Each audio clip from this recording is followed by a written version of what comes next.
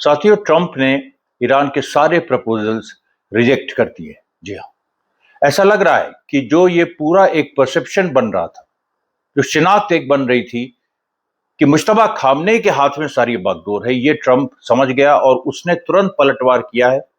जंग में ऐसे ही होता है और इस पलटवार में उसने 3 टफ प्रपोजल्स, नए प्रपोजल्स ईरान के सामने रख दिए। ऐसे प्रपोजल जो कभी पूरे नहीं हो सकते। पहला प्रपोजल यह है कि कंसेशंस जो ईरान मांग रहा था, जो फ्रोजन एसेट्स की बात ईरान कर रहा था, एक भी उसमें पैसा नहीं दिया जाएगा, यह ट्रंप ने कह दिया। दूसरी बात, ट्रंप ने यह भी कहा है कि लेबनान का मसला जो कि इतना अहम है, लेबनान में ऐसी ऐसी चीजें हो रही हैं हैरत अंगेज। आज बहुत बड़ी लड़ाई हुई है, लेकिन मैं उसको इसमें नहीं डाल सकता, इस नैरेटिव में। उसके लिए मैं कल अलग से बहुत मेहनत करके वीडियो बना रहा हूं। बहरहाल, दूसरी शर्त जो ट्रंप की है कि लेबनान के मसले को सीजफायर में नहीं इंक्लूड किया जा सकता, उसको बाहर करो। यानी लेबनान में हिजबुल्लाह को छोड़ो, गाजा में हमास को छोड़ो और यमन में हुती को छोड़ो, एक्सिस ऑफ रेजिस्टेंस को छोड़ो। ये दूसरी शर्त ट्रंप की। और तीसरी, एनरिच यूरेनियम पे कमिटमेंट करना होगा, तुरंत उसको वापस करना होगा। तो ट्रंप एक ऐसी स्थिति में पहुंच गए जहां वो अब जंग को अवॉइड नहीं कर सकते। उनके ऊपर इतना प्रेशर है, खुद वो इस चीज को मानते हैं।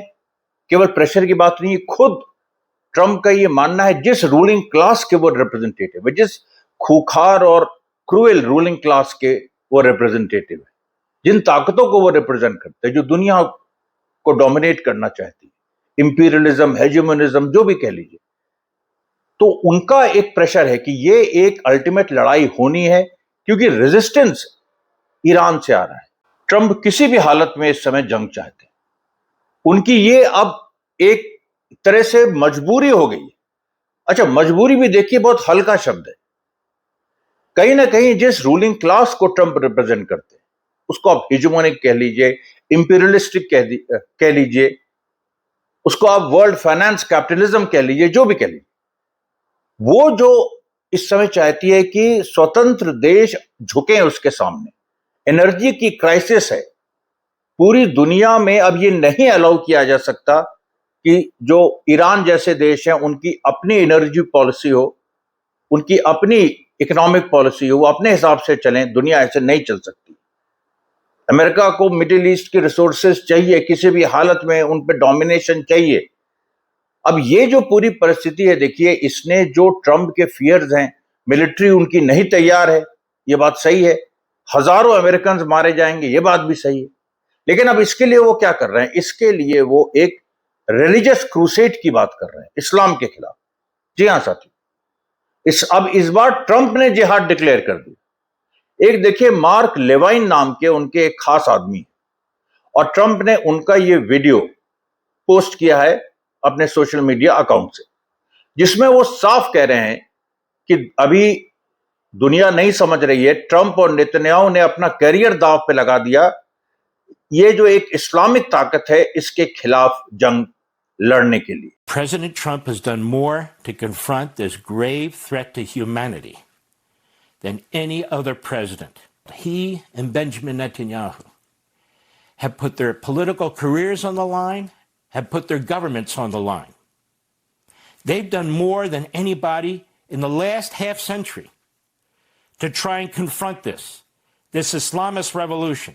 मुझे उम्मीद है कि आपने बहुत संजीदा तरीके से इस बात को सुना होगा। ट्रंप की देखिए, अभी भी जो सिचुएशन है, जो कंफ्यूजन है, वो मैं आपको 2 वीडियो से साबित करता हूं। एक तरफ एक क्लिप है जिसमें ट्रंप ये कह रहे हैं कि हमने ईरान की मिलिट्री डिस्ट्रॉय कर दी। No military, all they have is good talk and they have a fake press.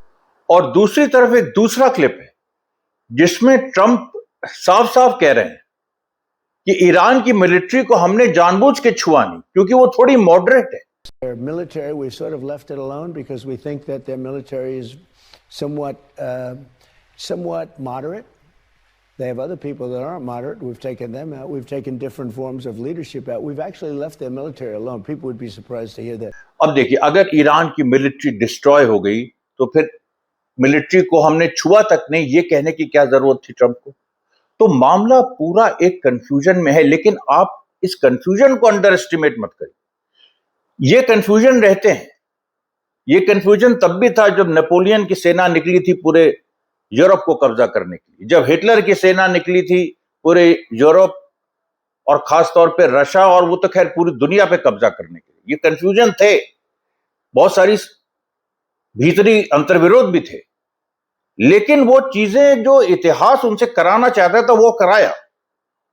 तो ट्रंप के साथ भी इतिहास ट्रंप से क्या कराना चाहता है? इतिहास ट्रंप से जंग कराना चाहता है, जिससे या तो शैतान का राज कायम हो दुनिया पे और या फिर शैतान की हार। आज की परिस्थिति को मोहम्मद गालिबाफ, जो ईरान की पार्लियामेंट के स्पीकर हैं, उनके दो बयान आए और मैं आपको समझाना चाहूंगा कि वो दो बयान क्या कह रहे हैं। सबसे पहले उन्होंने कहा कि अमेरिका क्योंकि बैटलफील्ड में हार गया है, इसलिए अब इकोनॉमिक वॉर और मीडिया प्रोपेगेंडा से हमको हराना चाहता है। فشار اقتصادی و جو رسانه‌ای به دنبال ایجاد اختلاف و از بین بردن انسجام کشور است تا شکست نظامی خود را جبران و ما را وادار به تسلیم کند. زهی خیال باطل.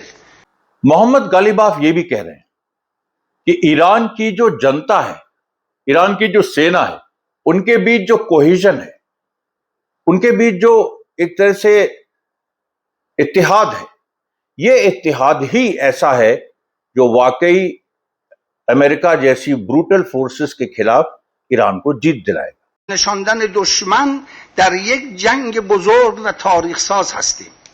همانطور که رهبر انقلاب هم تاکید فرمودند مهمترین عامل پیروزی در این جنگ نیز انسجام و وحدت است. آنچه عقب نشینی های دشمن را پدید آورده در کنار قدرت نظامی و آمادگی دفاعی رزمندگان ایران اسلامی ایستادگی مردم و وحدت آنها در مقابل دشمن غدار است. हालात ये हैं साथियों कि अमेरिका ने जो उसकी खुद की अमेरिका की शिप्स फंसी हैं स्ट्रेट ऑफ हॉर्मुज में, उनको मना कर दिया है कि वो ईरान के साथ कोई अंडरस्टैंडिंग ना करें, चाहे वो फंसी रहे, ईरान के साथ अंडरस्टैंडिंग करके वो निकलने की कोशिश ना करें। ये कितनी सख्त बात है। ये तभी कही जाती है, एक तो प्रेशर डालने के लिए ईरान पे, डराने के लिए भी, लेकिन एक तीसरा पहलू भी कि वाकई जंग के लिए भी ये इस तरह की बात की जाती कि जंग होने वाली है और हम अपने दुश्मन से किसी भी तरह का संबंध नहीं रखना चाहते। वहीं दूसरी तरफ जो ईरान की इस्लामिक सेना है, उसकी जो नेवी है, इस्लामिक नेवी, उसका बयान आया है जिसमें कहा गया है कि 28 शिप्स पिछले 24 घंटों में दूसरे देशों की 28 शिप्स जो नई पर्शियन गल्फ अथॉरिटी बनाई है ईरान ने, उसकी परमिशन लेके उसके कोऑर्डिनेशन से 28 शिप्स निकली हैं। और ये बता दें आपको कि ये जो नई अथॉरिटी है PGSA, इस पे अमेरिका ने भी सैंक्शंस लगा दिए हैं, यूरोप ने भी सैंक्शंस लगा दिए। तनाव जो अंदर अंदर बढ़ रहा है और बहुत सारी खबरें जो हम तक नहीं पहुंच रही हैं। एक सैटेलाइट इमेजरी आई है जिसमें यह साफ दिख रहा है कि 29 मई को जो IRGC ने क्लेम किया था कि एक शिप निकलना चाह रही थी बिना IRGC से परमिशन लिए, उस पर फायरिंग हुई, इस्लामिक नेवी ने फायरिंग की और उसमें एक लीक आ गया, उसकी पिक्चर्स आ गई हैं, वो कंफर्म हो गया। और अमेरिका ने कभी ये उम्मीद नहीं की थी कि ईरान इतनी दूर जाएगा। अमेरिका ने ये भी नहीं उम्मीद की थी कि जो अमेरिका बीच बीच में सीजफायर वायलेशन कर रहा है, जो 26, 27, 28, 29, 30 मई को जो घटनाएं रोज हो रही और जिसमें ईरान ने अमेरिका के कई ड्रोन मार गिराए, ये भी अमेरिका ने कभी इसकी उम्मीद नहीं की थी। और ये भी वजह है कि जंग की तैयारी अमेरिका कर रहा है। अमेरिका की समस्याएं बढ़ती चली जा रही। एक और इमेज सामने आई, एक KC-130 ट्रांसपोर्ट प्लेन जो गल्फ में था 40 दिन की जंग के दौरान, अभी वो अलास्का में है और वो जो एयरक्राफ्ट है उसकी पिक्चर्स लीक हो गई। उसमें साफ दिख रहा है कि कुछ KC-130 ट्रांसपोर्ट प्लेन, और ये जो प्लेन्स हैं अमेरिका के, इनको ईरान ने काफी नुकसान पहुंचाया था। बगदाद में ये स्टेशन थे, वहां पर इन पे हमला इराकी रेजिस्टेंस ने किया था। उसके बाद जब ईरान के अंदर बैटल ऑफ इस्फहान के समय जब KC-130 गए थे तो वहां उनको नुकसान पहुंचा। तो ये जो अलास्का में जो KC-130 खड़ा है, इसमें बुलेट होल्स दिखाई पड़े। साफ तौर पे ये दिख रहा है कि अमेरिका ने जितना बताया है दुनिया को कि 40 दिन की जंग के दौरान जितनी उसकी क्षति हुई है या उसका नुकसान हुआ है, सच्चाई उससे कहीं ज्यादा नुकसान हुआ। एक और पहलू सामने आ रहा है। देखिए, जो मैंने बैटल ऑफ इस्फहान का जिक्र किया, और उसमें वो इसीलिए शुरू हुई कि ईरान ने अमेरिका का एक F-15 जहाज गिरा दिया। अब अमेरिका का यह मानना है कि वो जहाज ईरान ने चाइना से आए मैन पैड, जो एंटी एयरक्राफ्ट गन्स होती है जिनको शोल्डर पे रख के फायर किया जा सकता है, ये उनसे गिराया गया। और YLC-8B नाम का एक अर्ली वार्निंग रडार सिस्टम, वो भी चाइना ने ईरान को दिया। ये इसलिए महत्वपूर्ण है क्योंकि अभी जो ट्रंप चाइना गए थे, उनका दावा था कि ईरान के मसले पे उन्होंने चाइना को शांत करा दिया, और जो भी पहले चाइना ने मदद दी वो उतनी मदद नहीं थी जितना प्रेस ने बताया। लेकिन अब ट्रंप के सामने जब ये फैक्ट्स आ रहे हैं तो जाहिर सी बात है, ट्रंप के जो लोग हैं, जो मिलिट्री इंडस्ट्रियल कॉम्प्लेक्स है अमेरिका का, अमेरिका की 20 बड़ी बड़ी कॉर्पोरेट कंपनीज के हेड्स ट्रंप के साथ गए थे शी जिनपिंग से मिलने, वहां उनको लिटरली इग्नोर किया गया। वो सारी जो चीजें, और वो चाइना ने अपने इंटरेस्ट में किया क्योंकि चाइना को उनकी जरूरत नहीं थी, और चाइना से पूछ के वो लोग नहीं गए थे, ये ट्रंप अपनी तरफ से ले गए थे। जो बड़ी बड़ी कंपनीज के एग्जीक्यूटिव्स हैं, एलॉन मस्क से लेके और एनवीडिया के और बहुत सारी, ब्लैक रॉक, तो वो देखिए उनका प्रेशर भी है ट्रंप के ऊपर कि ईरान को एक सबक सिखाओ, तो चाइना को भी दर्द होगा। और देखिए, आज सुबह की खबर है कि एक और MQ-1 अमेरिका का ड्रोन आज सुबह इस्लामिक नेवी ने मार गिराया। अब ये ड्रोन्स देखिए छोड़े भी जा सकते थे, ये अपना काम, सर्वेलेंस का काम करते हैं, और जो नुकसान ये ईरान को पहुंचा सकते हैं वो सीमित है क्योंकि ईरान उनको मैप कर रहा है। और ईरान के पास वो टेक्नोलॉजी है कि वो ये समझ सकता है कि ये ड्रोन क्या देखने की कोशिश कर रहे हैं। लेकिन यहां पर ईरान के लिए जरूरी था कि उसकी सॉवरेनिटी, उसकी एयर स्पेस वायलेट ना हो। और सही और जाहिर सी बात है, इंडिया की भी एयर स्पेस को वायलेट करेगा तो ऐसे ही रिटेलिएशन होगा। तो ईरान ने रिटेलिएट किया। ये MQ-9 रीपर ड्रोन नहीं था, MQ-1 ड्रोन था जो ईरान ने मार गिराया। अगर अमेरिका ईरान के खिलाफ एक क्रिश्चियन या जूडियो क्रिश्चियन, जूइश क्रिश्चियन जिहाद की बात कर रहा है, जिसमें जाहिर सी बात है कैथोलिक क्रिश्चियन साथ नहीं है, पोप साथ नहीं है, ये ट्रंप का अपना है, तो दूसरी तरफ ईरान भी देखिए। अब ईरान में क्या है कि जो करबला का वाकया है उसको लेके जो मातम का एक कल्चर है, वो ऐसा नहीं है कि करबला की लड़ाई में जो हुआ उसको लेके लोग रोते हैं, दुखी होते हैं और बेचारे होते हैं, हेल्पलेस होते नहीं। करबला का जो वाकया 680 AD में हुआ था, उसको जो याद किया जाता है वो इसलिए किया जाता है ताकि इंसाफ की जंग के लिए इंसान तैयार किया जा सके। जी हाँ, इंसाफ की जंग के लिए इंसान तैयार किया जा सके। और अभी इस वक्त जब ईरान ने यह साबित कर दिया है दुनिया के सामने कि उसके पास वो हिम्मत है, वो उसके पास विल पावर है, इच्छा शक्ति है, वो जज्बा है, और सबसे बड़ी बात वो दिमाग और वो टेक्नोलॉजी है, और दुनिया की जो समझ है, दुनिया में अलायंसेस, जो मुआहदे अलग अलग ताकतों से, रशिया और चाइना से ईरान के हैं, ईरान ने यह साबित कर दिया है कि इन सारी चीजों के माध्यम से अमेरिका को उसने झुका दिया। लेकिन आप इस क्लिप को देखिए, ये भी गालिबाफ, इसमें भी आपको गालिबाफ दिखेगी, और गालिबाफ अपने खास लोगों के, मतलब अपने नहीं, जो ईरान के जो डिसीजन मेकर्स हैं, खास तौर पे इसमें देखिए ब्यूरोक्रेट्स हैं, नोन चेहरे आपको गालिबाफ के अलावा नहीं दिखाई देंगे, उनके साथ बैठ के शहीद अली खामनेई, इमाम खामनेई की शहादत पे कैसे मातम मना रहे हैं। हर साल این روزها که میشد دل به دیدار صمیمانه و راهبردی با ایشان خوش میکردیم و برای یک سال تلاش و مجاهدت در سنگر قانونگذاری آماده میشدیم. اما هر قدر از دست دادن امام شهید برایمان سخت و دیدن جای خالی ایشان برایمان جانکاه است. और इसी मीटिंग में शहीद अली खामनेई को मौन करते हुए मुश्तबा खामनेई की लीडरशिप में पूरी तरह से विश्वास जताया गया।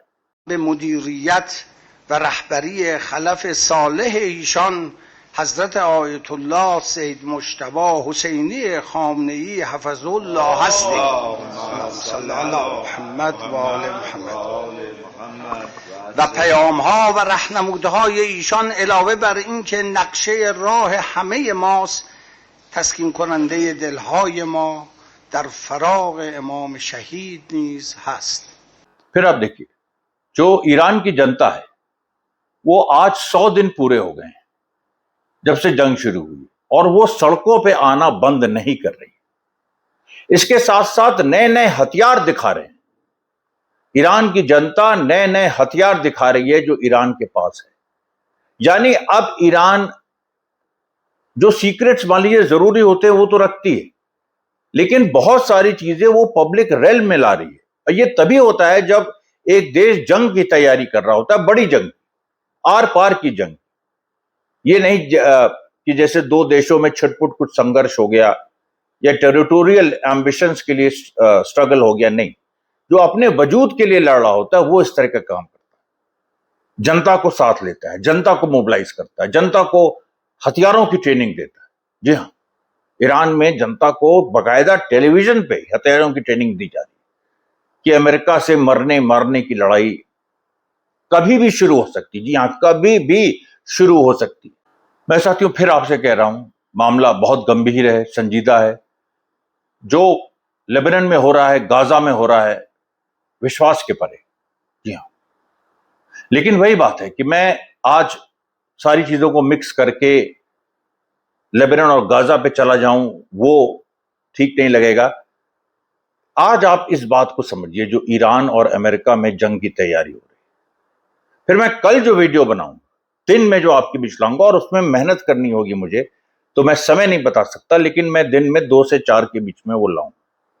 उस वीडियो में आपको दिखाई पड़ेगा कि वाकई क्या हो रहा है, लेबनान में क्या हो रहा है, जबरदस्त, कहां तक इजराइल बढ़ गया, उधर से जवाब क्या आ रहा है, गाजा में क्या स्थिति है, और ईरान और अमेरिका में जो जंग का माहौल बन रहा है उसका नया डेवलपमेंट क्या है, वो भी मैं आपको कल बताऊंगा कि कैसे सारे थिएटर्स ऑफ वॉर एक दूसरे से लिंक्ड है, वेस्ट एशिया, मिडिल ईस्ट। तो ये देखिए, आज का कार्यक्रम था। कल मैं आपके सामने हाजिर होऊंगा जैसे मैंने कहा। तब तक के लिए धन्यवाद साथियों, बहुत बहुत धन्यवाद।